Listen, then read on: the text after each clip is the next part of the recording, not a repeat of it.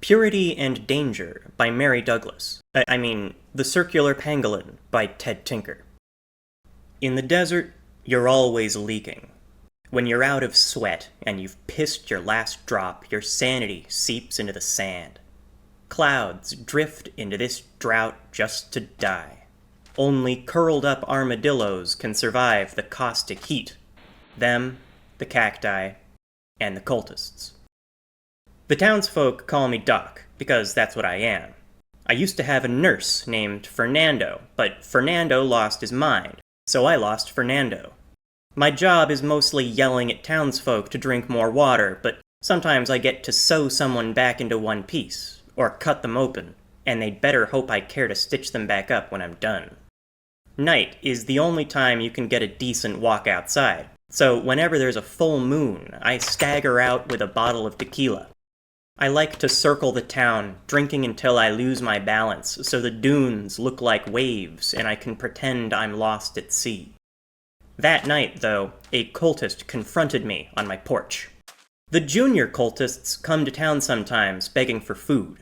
They wear black hooded robes and slippers made out of old rubber tires and sunglasses and scarves. That's how I knew this cultist meant business. She came wearing the whole rubberized regale. Instead of tire slippers, their black bodysuit had footies like pajamas an inch thick. I couldn't see any eyes behind their dark glass goggles. They unzipped their fetishy face mask. Help. Having spoken, they zipped their mouth shut. I've got plans tonight. I shook my tequila bottle, already half empty. The cultist just motioned for me to follow. Come on, cactus herder. Can't you even tell me what you need me for? They unzipped again. God is leaking. And zipped. Well, what do you say to that? As a doctor, I'm supposed to help. And as a staggering drunk doctor, I wanted to see what a leaking god looked like. I swapped my tequila with my first aid kit and followed them over the dunes. We walked for hours across the sands. In the moonlight, these dunes I didn't recognize looked like Arctic tundra. I usually don't wander these unmarked wastes, but the cultists seemed to know their way. How do you navigate out here? That question wasn't worth unzipping. The cultist just pointed at the sky. Their rubber gloves were so thick, their fingers could barely bend. You can see the stars through those thick goggles? They nodded. Ain't that suit uncomfortable? They nodded vigorously. Then what's it for? Finally, they unzipped, and I never thought I'd hear something so sane from that face mask. In the desert, you're always leaking. And zipped. When we crested the last dune, there was a sandy caldera. My guide led me through throngs of junior cultists who scrambled from cactus to cactus, like bats sucking nectar from flowers. I watched them cut off cactus fronds to replant and propagate them. I watched them wrap wax paper around blossoms to preserve pollen. I watched them slice succulents, then pull down their scarves to lap the liquid which dripped. Not one member of the strange congregation showed an inch of skin under their tunics and rubber. I heard my guide unzip. Don't look at them. Eye contact makes you leak, and zipped. Is this all you folks drink? Cactus juice? Couldn't cactus cut your rubber? Unzip. The cactus consumes foreign substances and transmutes them into its own flesh. We drink the cactus to become like the cactus. We don't leak what we drink.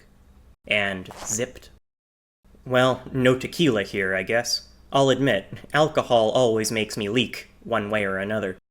We walked deep into the caldera past scattered huts.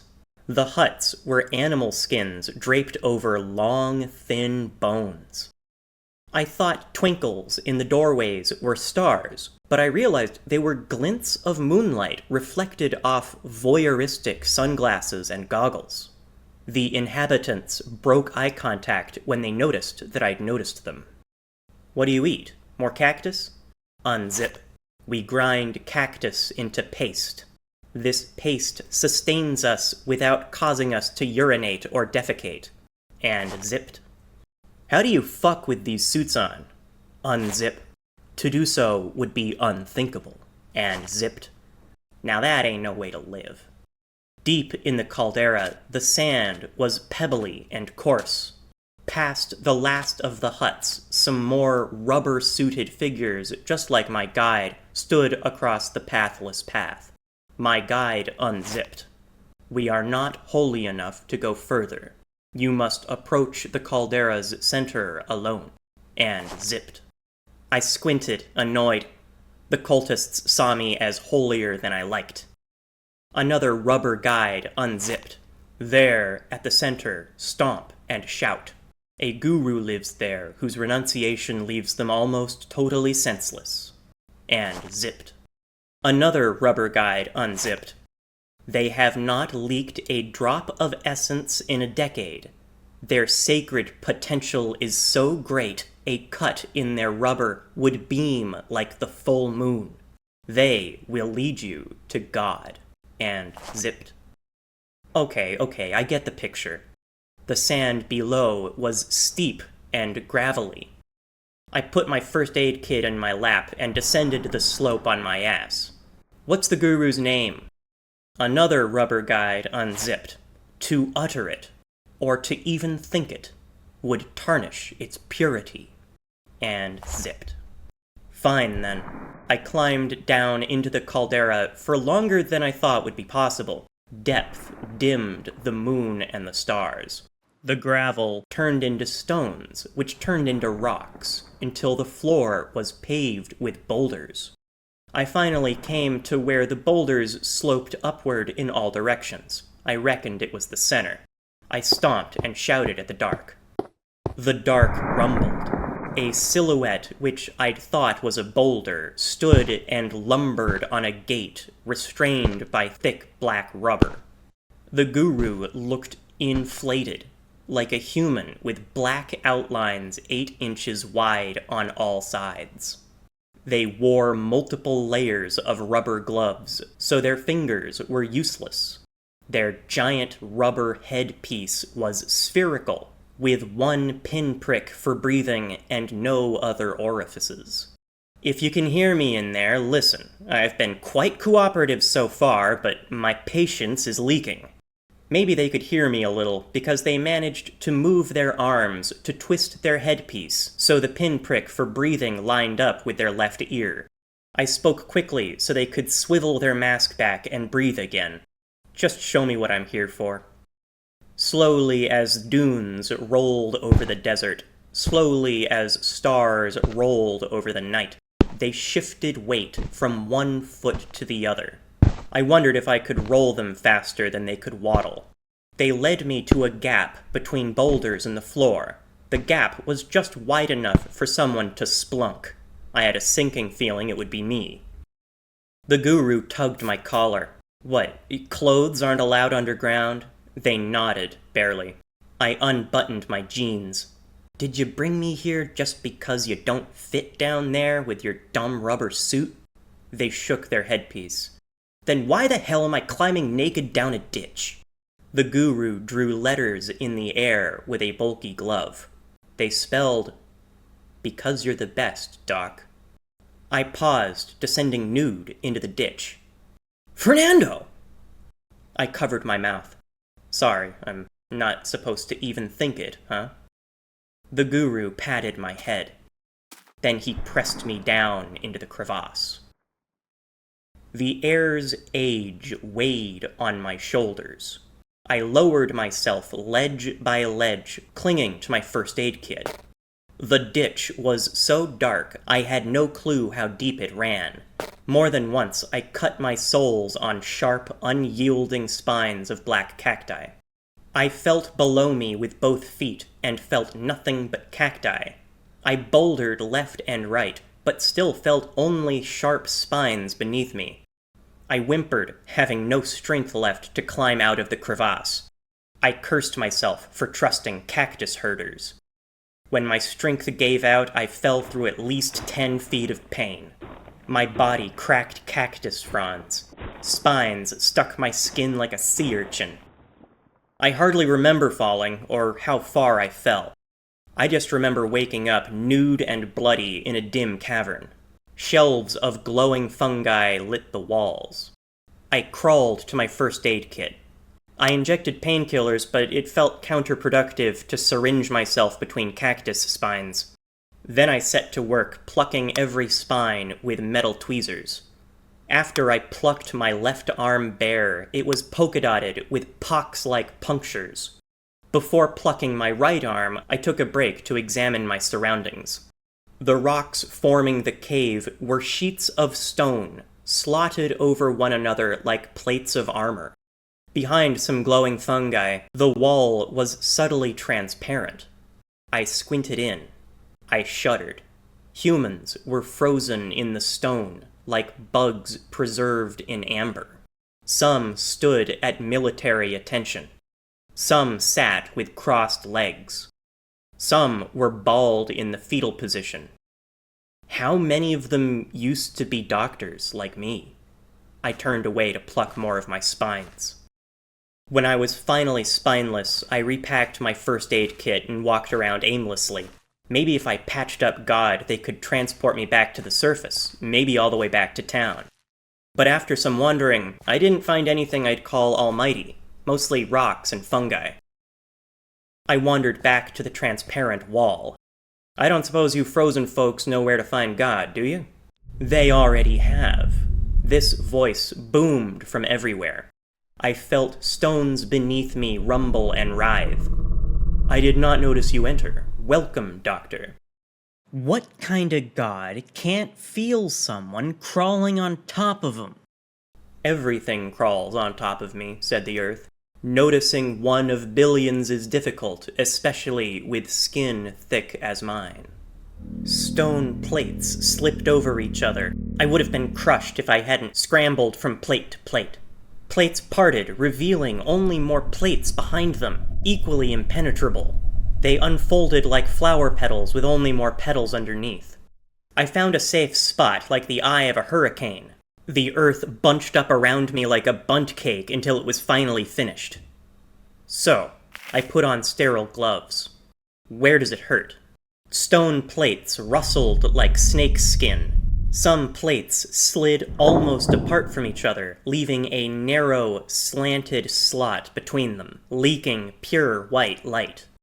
Prepare, Doctor. When I open this gate, you will see my inner sanctum.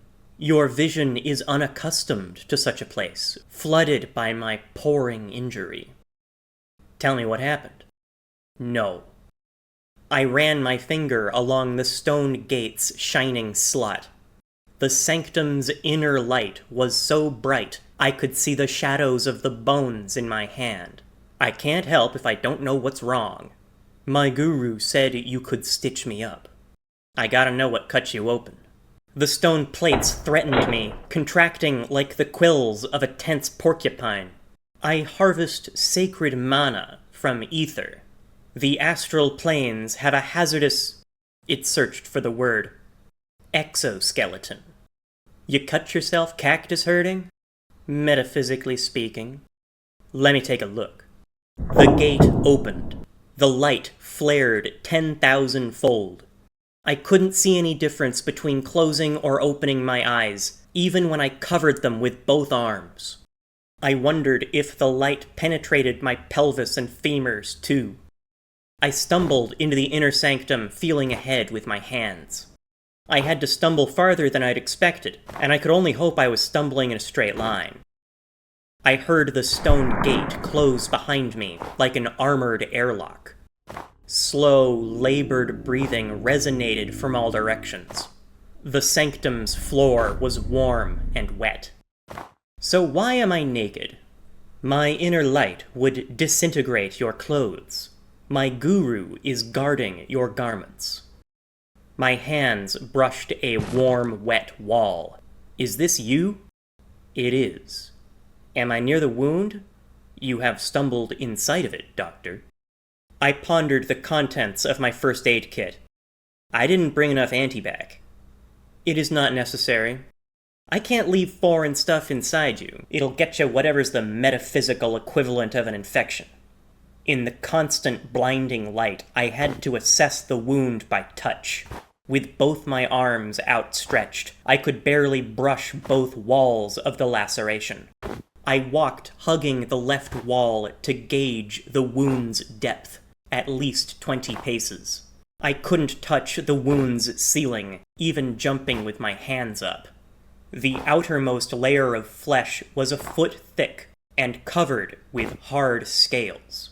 These scales were bigger than my palm and razor sharp. What is your professional opinion, doctor? Debridement. I tugged a loose scale until it popped off. It looks like the astral plane burned you. I'll remove the char. It took 8 hours. I used the scale to cut dead flesh from the walls and floor. The impossible light blinded me, but I could feel where to stop cutting. The charred flesh was dry, but the living flesh was moist with blood. When I tried to cut the wound's high ceiling, musculature contracted to bring it close enough for me to reach it. Each time I carried out another armload of dead tissue, I noticed that the previous armload of dead tissue was gone. I think it ate them. Now I'll sew you up, I said, starting with the deepest parts of the wound. I opened my first aid kit with care, to know where to blindly feel for its contents. It took 2 minutes for me to painstakingly thread a needle. When I tried to sew through flesh, the needle broke. Damn, you're tough. You could cut me with my scale, couldn't you? I can't sew with a scale. I felt inside my first aid kit for another needle. I pricked myself. Ah! It was a cactus spine. It must have slipped into my kit. I can work with this. I tied my thread to the spine. The spine easily pierced these innards. Everything rocked and rolled. I struggled for balance mid-suture. Keep still! It feels wrong! Everything squirmed while I sewed the deepest gashes. When I yanked the thread taut, I tugged the gashes closed. We'll have to do that at least 20 more times, big fella. The walls groaned. After 6 more hours, I finally pierced the cactus spine through the outermost layer of flesh. I pulled the last of the wound shut. I'm afraid that's all I can do. Thank you, doctor. Closing the wound had restrained the light a little. I could almost see my own hands, and the sanctum's stone plates. I stumbled back to the gate. Can I go now? But doctor, you haven't claimed your reward. I turned back to see whatever it was I just sewed up. Its light leaked brightest along the sutured wound, which shaded the whole thing's silhouette. It was long, like an infinite serpent, with legs like a centipede.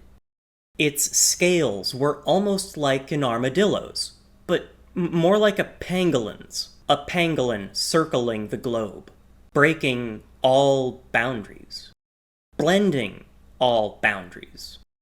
This inner sanctum was clearly far more vast than the desert above us. I just want to drink myself to sleep in my own bed. But your service to me has been unparalleled, said the Circular Pangolin. I invite you to join my highest order. You mean the guy's frozen in the wall? No thanks.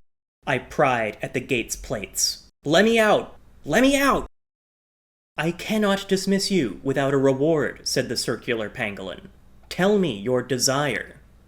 I gave up opening the sanctum's plate. Apparently, I wasn't leaving empty-handed. How about... I searched the bloody floor for the scale I'd used to debride. I put it in my first aid kit. How's that? Now can I go? Yes, you may. Thank you, doctor. The gate opened and sucked me in. It threw me upward like Earth was spitting me out. I felt cool midnight air. Wait, where am I? The gate sank back under the sand, leaving me on the bulge of a newly born dune. When my eyes adjusted to the night, I saw I was a quarter-mile from town. My clothes were folded on the sand next to me. Thanks, Mr. Guru. I should schedule a follow-up appointment, but I don't want to contact the cultists. The juniors come to town sometimes, begging for food, and when they do, they stop at my door to pay respects. Not to me, though. They want to kiss the razor-sharp pangolin scale. I asked once, "Aren't you scared of this thing? It's sharp enough to cut open the thickest rubber suit." The junior cultist pulled down their scarf and said, "If you worship what you fear, you will never leak." In any case, this scale touched the skin, connecting the bones, over the muscles, around the heart of God. It is far holier than rubber. Whatever floats their boat, I use the scale for whittling. But I also carry it when I stagger out on a full moon. It reminds me to climb the dune the pangolin left when it brought me back up here. There, I drink tequila until the dunes are waves, and I'm lost at sea. The end. If you feel like it, throw money at me.